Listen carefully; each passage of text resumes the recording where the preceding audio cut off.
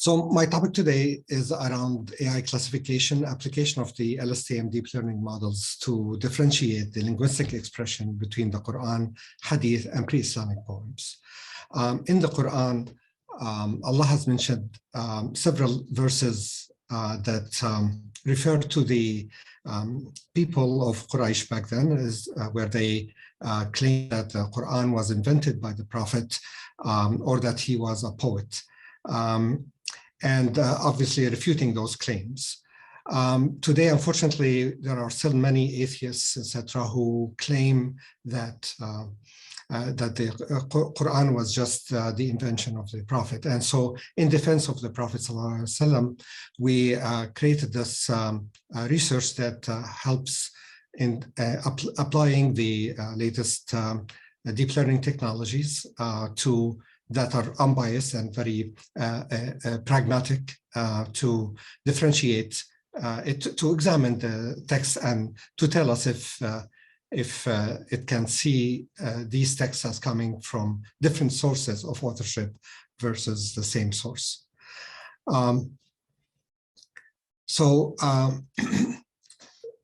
We applied the LSTM model, which stands for long short-term memory. And this application, we use the bilateral architecture of LSTM using MATLAB from mathworks.com with a deep learning toolkit. And this is a really excellent package to use for all your deep learning needs in terms of applications and research. As source of the Quran, we use the full verses of the Quran, 6,236 verse in the Hafs narration. Prophet's Hadith, we use the Sahih Bukhari. I didn't use the full Sahih because we had to extract out the Prophet's words specifically in the matan, excluding the sanad, and also excluding any verses that the Prophet that may have quoted in some of his, in a few of his hadith. As far as the pre-Islamic poetry, there are the famous 10 hanging poems, as well as in addition to Qis bin Sa'ida, we collected these and forming 858 lines of poetry. Those poetries or poems were famous and refer back to the same era that the Prophet lived in and grew in Mecca. As far as the LSTM, it's really designed for applications where the input is an ordered sequence of data, where information from earlier part of the sequence may be important to information that follows later, such as a signals, text, or time series data. So LSTM is a recurrent neural network, and it learns long-term dependencies between short time steps of sequence data. Typically suited for giving a sequence of letters, provides the context to predict the next following sequence of letters, or given a sequence of words, providing context to predict the next sequence of words. Can be used for identifying sources or authors of text, learning their style of linguistic expression, and then evaluates unknown test linguistic sequences to classify who the author was. The sequence classification, this is one node. This picture is of one node of an LSTM in a network of nodes. Essentially taking an input, a sequence of letters, and there's an internal state, as you see in the middle here, and outputs a classification label, either Hadith, Quran, Hadith, or poem. This internal state is what really helps provide the LSTM functionality to return. It retains memory. So this is like a memory element or memory space that represents the internal state. And this internal state is updated over time as input is given and adapted, the weights are adapted, and then the output is fed to the next node in the network. The sequence of the architecture for our deep learning model, had an input layer, a bilateral LSTM layer, a fully connected layer, a softmax layer, and a classification decision layer. So those are just simple sequential layers, 5 sequential layers for the network architecture. So the optimization of classification occurs by measuring the output error and adapting the network layer weights until the residual error is small and the accuracy is acceptable. The bilateral LSTM is similar to a unilateral basic LSTM model, except that it has a both forward layer and a backward layer. And that allows for both looking at forward dependencies and backward dependencies of sequence of words so there is a bidirectional interaction possible. To start with, the LSTM, to input the data into the LSTM, we have to convert the Arabic text into numeric sequences. So, for example, taking this Quran verse, وَمِن شَرِّ حَاسِدٍ إِذَا حَسَدٍ, essentially converting all of the alphabet contents into a sequence of ones and zeros representing the occurrence or not occurring, non-occurrence of each of the Arabic alphabets. We considered 40 forms of the Arabic alphabets, including some with hamzas, etc., that denotes the hamzas. So we essentially create a training set with randomized that is randomized. And this training set is a percentage of the Quran verses, Hadith, as well as poem lines. We randomize them, sort them, pad them, and present them as a training set for the LSTM. Similarly, we have the residual data set is used as testing data. And then we perform inference. This is essentially the results of our classification. We ran 3 experiments. The first one, we used 25% of the data set, 25% of the Quran, 25% of the Hadith, and 25% of the poems. And that was our training data, and tested on the remaining 75%. So the accuracy you see in the first line here, where the Quran was classified with 98.58% accuracy. That's the 75% essentially was with this type of accuracy, so very high accuracy. Hadith was 98.97 and the poems at 100%. Then we ran a second, I tried to test the sensitivity of the amount of data that is needed to achieve such an accuracy. So by reducing the number of training data to 20%, reran the experiment, testing on the 80%. We got still very high accuracy. Quran was at almost 99%.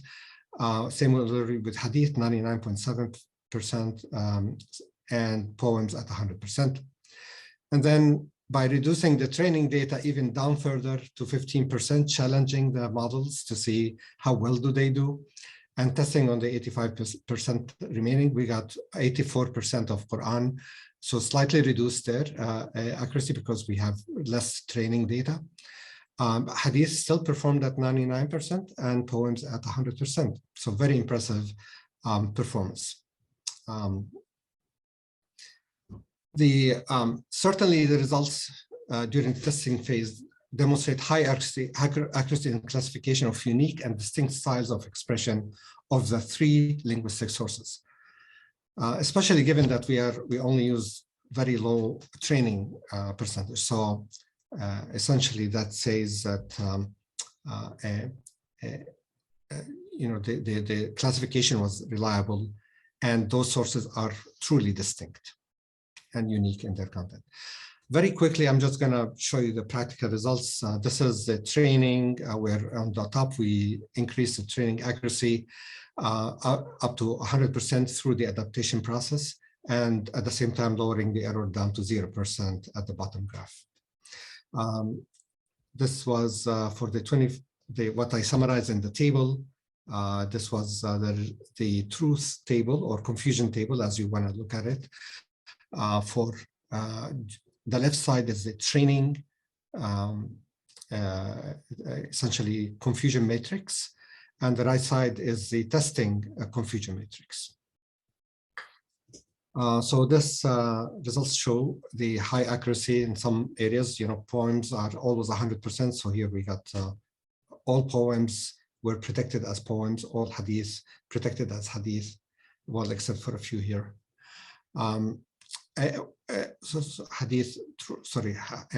Hadith predicted as hadith, and then the Quran was predicted as Quran except for 66 ayahs. So similarly here for the next experiment, with 20% of the data set used as training, we reached 100%. And this is the confusion matrix of that data sets. And this is the 15% training experiment and its confusion matrix. The end result is summarized in the original table I provided. In conclusion, the LSTM models can definitely distinguish the different linguistic expression styles between Quran, Hadith, and pre-Islamic poems with high accuracy. It provides for an unbiased scientific proof of the uniquely distinct sources of authorship of these texts. Quran, the 4 main points, takeaways, is that the Quran was not authored by the Prophet Muhammad, peace and blessings be upon him. Rather, it's from Allah subhanahu wa ta'ala, distinct in its style of expression from the Prophet's style of expression. Second point is that the Prophet's style of expression was largely not influenced by the style of expression in the Quran.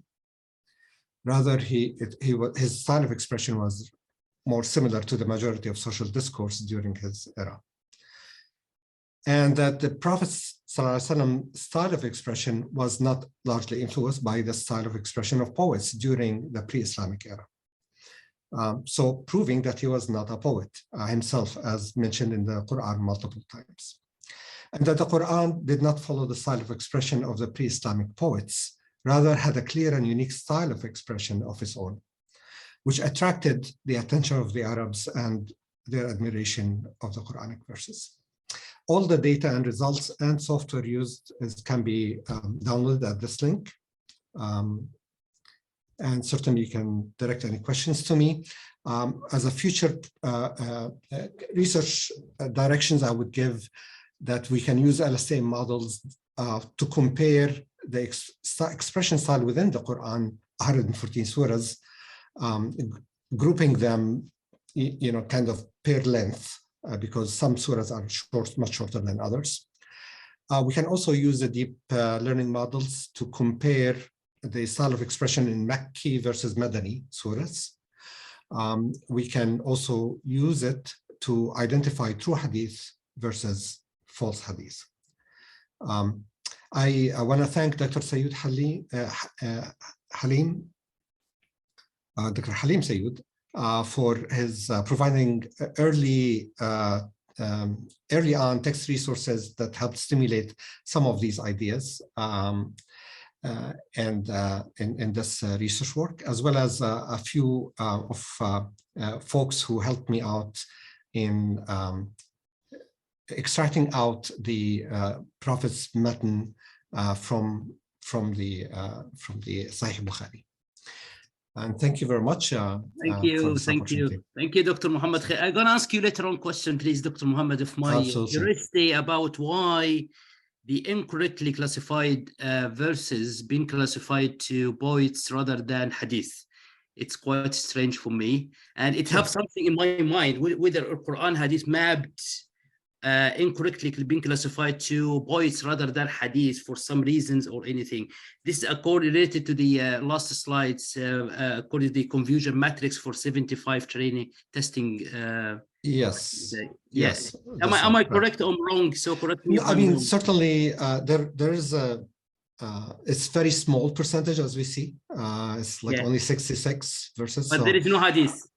But there's no hadith. So what's the reason for that? So it really depends on. Here there was no hadith also, but in here you see that it's in the 15% we start to getting a lot more errors. But basically the hadith is very short. Most of it is very short text in terms of length. Yes. Yeah. It's a miracle because they said that أم يقولون شاعر. So it's kind of, but we will discuss this later, Dr. Mohammed. Sure. Thank you very much for that. You're welcome. I'm very happy about this great research for our community and our